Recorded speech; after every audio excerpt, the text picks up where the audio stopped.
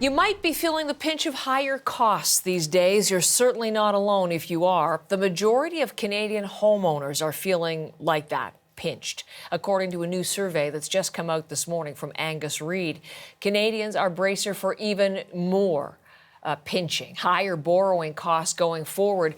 Priced Out is our ongoing CBC News series, and this morning we look at housing and shelter. And Scott has some of the details out of that survey for us this morning. Scott?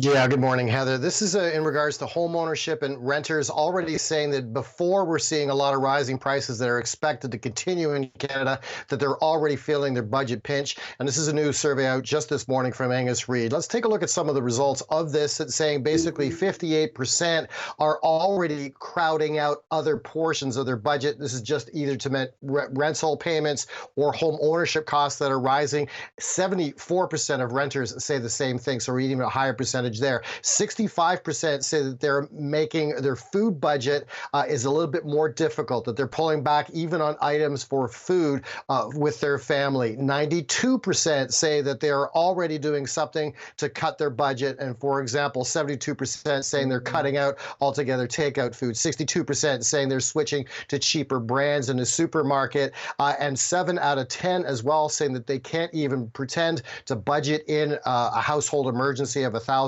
or more. So this is a survey that was done in the last couple of weeks by Angus Reid, 1,600 adults. And what's timely about this, Heather, and what's worrying about it is what we're talking about this morning with the record high prices of gasoline that Canadians are now paying going forward. And never mind when the Bank of Canada starts stepping in and rising those interest rates to contain that inflation, how much more Canadians are going to have to pay for to cover borrowing costs for their credit cards, their line of credit, and their mortgages. So a little bit of worry from the survey this morning, Heather.